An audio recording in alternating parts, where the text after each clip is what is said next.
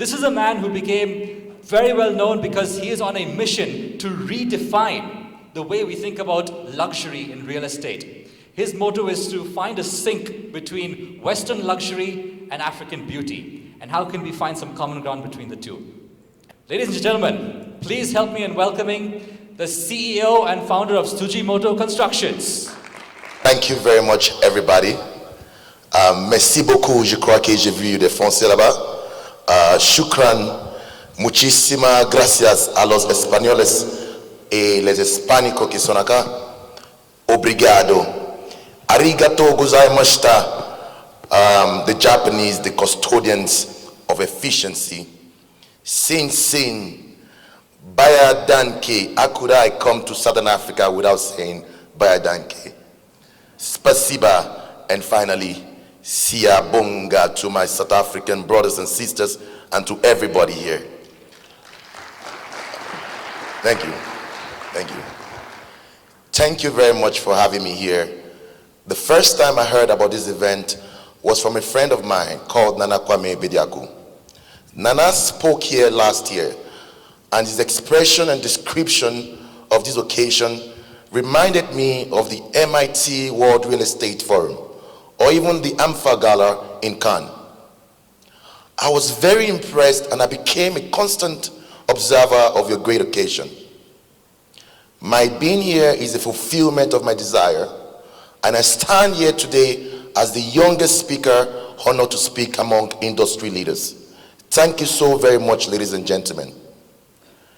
Thank you most importantly to the entire team of the Hotelier Summit for your continuous commitment to excellence in transforming luxury hospitality in Africa.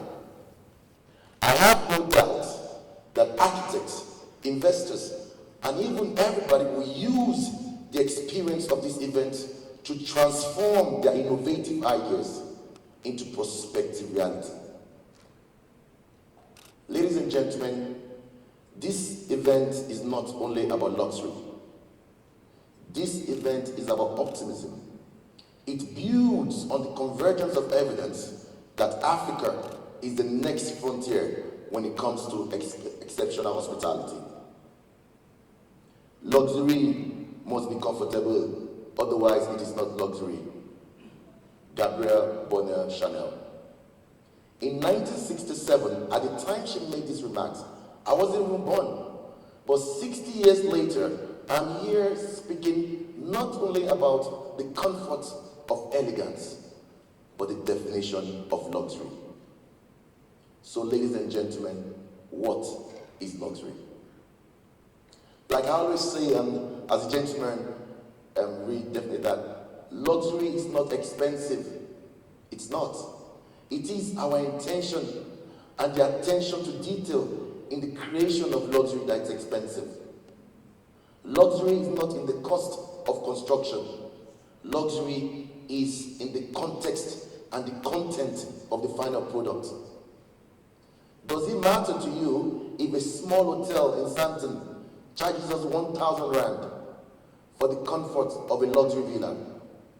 What if a 5-star in Sudan charges 1,000 Sudanese pounds without a welcome champagne? Is it the royal entrance of the one and only in Dubai? Or is it the prestige of living next to the Queen at the Dorchester in London? Luxury is comfort without effort, flamboyance without arrogance. Luxury is exclusive. It is rare. Luxury is an experience. In fact, so many people here will agree that there's no better definition for luxury but luxury itself. Ladies and gentlemen, opulence is beautiful. We all know that. But hospitality is a business. And this business has existed since the dawns of civilization. From the bathhouses of ancient Rome, the aristocratic center for social excellence, to the 17th century Taj Mahal, when elephants were the Rolls Royces of the rich.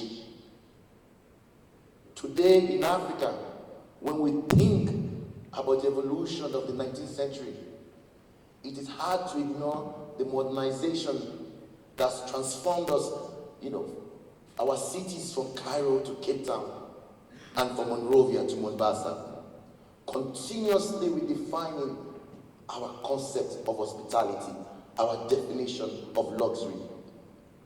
Africa has come so far. Some time ago, it was so difficult to imagine Africa as a destination for potential investors.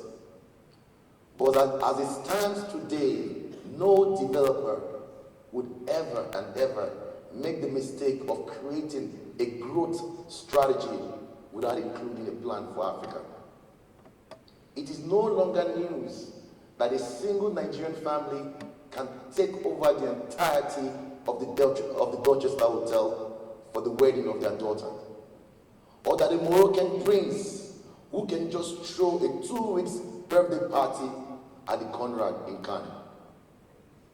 Who dares and how can we ignore the meteoric rise of Luanda that was just recently the most expensive city in the world? This African extravagance has awakened the minds of the savvy investors, reminding them that African hospitality is never to be ignored. I have been in real estate since 1998, and after living abroad for 15 years, one of the prime attractions that brought me back home was the potential of the Nigerian real estate industry. For instance, between 2010 and 2016, Nigerians invested over $600 million United States dollars into African real estate, with about a quarter of that money coming right here into South Africa. Everyone here knows that Nigerians are big spenders. And since 1960, since our independence, Nigerians have acquired a reputation for splendid spending. Cash flow was never an issue. But recently, there was a recession that changed the spending habits of everybody. I even heard a Nigerian man asking someone, "Oh boy, you want to sell me a BMW for the price of a Bentley?" It's not going to happen. We would buy from you, but you have to sell us quality. It is amazing how the recession had awoken the minds of the savvy investor who have started demanding value for their money. Doing business in Nigeria is very tough. I mean, sometimes I don't blame investors, but it's very tough to do business in Nigeria. And in today's fast-paced world, if you don't move, you're likely to be removed. Nigeria is very competitive, and for a small player like myself, I knew I needed a durable business advantage. I knew we had to do something different, something uncommon, something that's never and ever been done before in our space. Curiosity pushed me to study great achievers. I studied Lee Kan-shing, the biggest landlord in Hong Kong. I even studied Donald Trump, the shrewd and prolific builder of New York, not the politician, the builder. I also studied the founder of one of the best hotels in modern times, a young man from a small Swiss village of Lederwall. Cesar Ritz went from being a waiter in Paris to transforming the luxury hospitality experience of his time. The Ritz Hotel motivated us so much that we visited more than 8 Ritz hotels in different parts of the world. We traveled across continents in search of quality and inspiration. We visited downtown Dubai. We were inspired by the prestigious suburbs of Tokyo. We visited the St. Regis and the dazzling penthouses of New York. Guess what we found? We found that the world belongs to the vital few people. People who create something rare, not the norm. Those who go the extra mile. People who don't believe that their location should necessarily determine their allocation.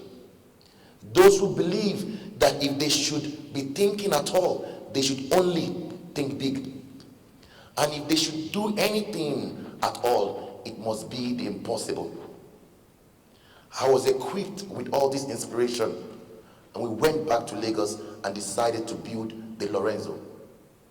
We brought 3 fundamental pillars of real estate into one space. We brought location, architecture, lifestyle. Lorenzo by Sujimoto would be the tallest residential building in Lagos, standing almost 108 meters tall, almost the height of the Michelangelo across the road. 42,000 square meters of pure luxury. The first fully automated building in Africa, where you can control your lights, your curtains, common and public areas, your TVs, your security, just from a touch of a button. Defying gravity, we are suspending an Olympic-sized swimming pool on the 17th floor, making it possible for people to swim in the sky. The penthouses at the Lorenzo would be the best in Africa, sitting on approximately 1,000 square meters with 6 master bedrooms, 3 master living rooms, 2 jacuzzis, a private swimming pool on the 23rd floor, a private gym, a private elevator, so many other things. This wouldn't have been possible without the coincidence of my meeting with one of the greatest leaders in the world. The little time I spent with Sheikh Mohammed Al Maktoum transformed my humble ideas into a gigantic mission. Some people might just look at this and say, it's just a dream, that it is impossible to achieve in Africa. That's with dreaming.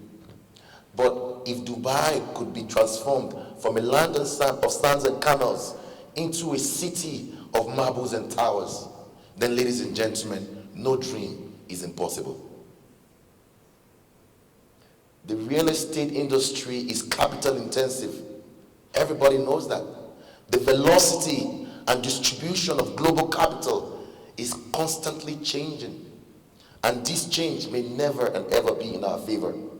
So Africa must look inward into investing into its own development, so that one day our Sowetos must look like Switzerland.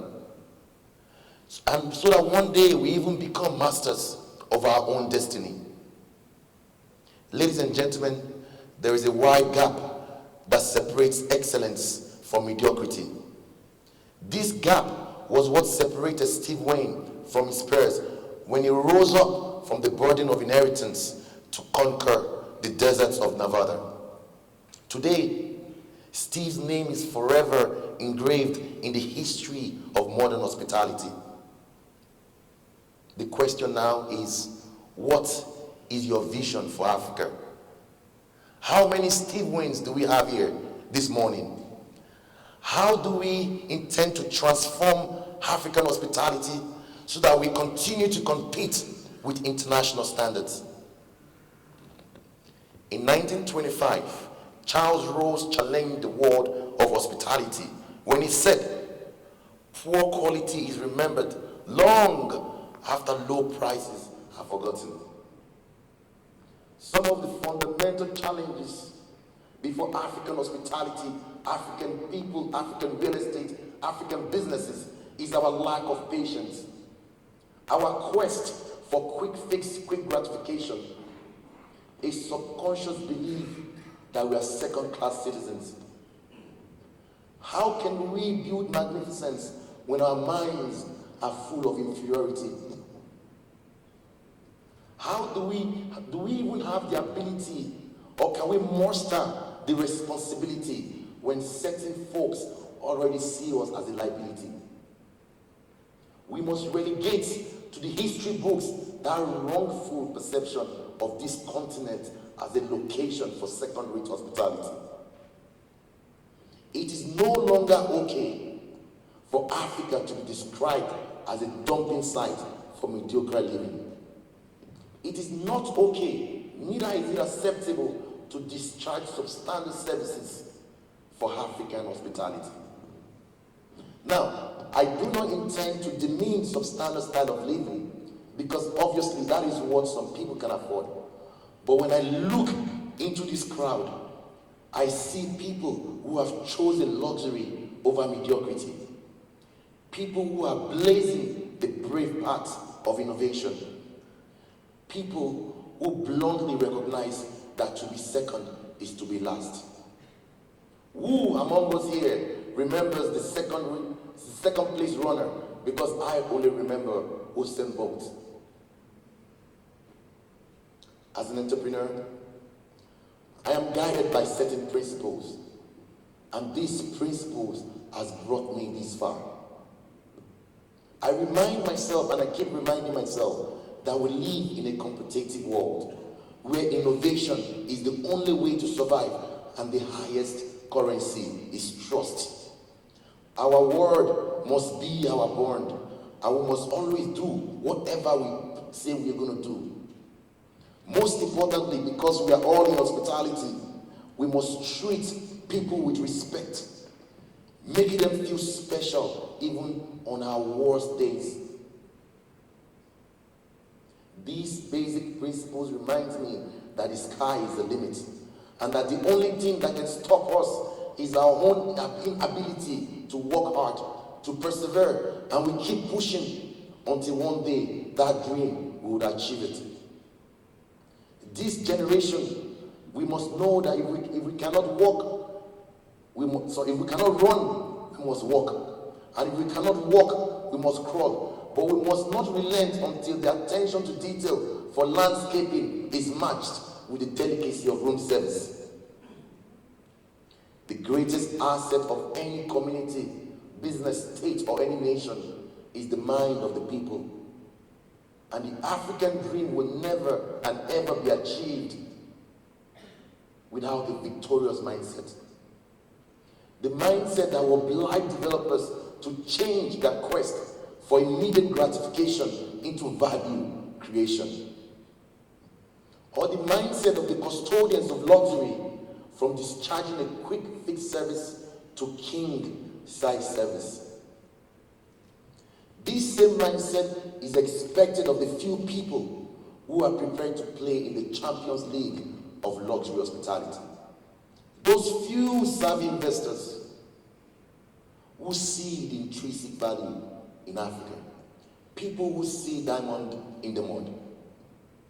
These people are sure to lead the business of hospitality. Ladies and gentlemen, let me close this speech by reminding us of the competitive advantage of Africa. From the luxuries of ancient Egypt to the exceeding wealth of Mansa Musa, the wealthiest man in recorded history. I have no doubt that luxury was born here in Africa. Thank you.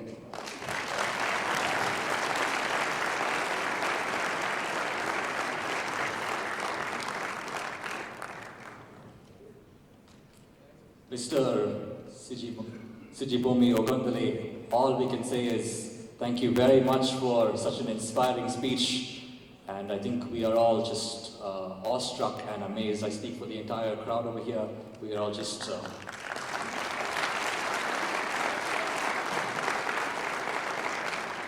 and not just awestruck, but even humbled by your grand vision and the way you've so eloquently explained your vision and how we can go about doing it. All we can say is, once again, thank you very much. Thank you.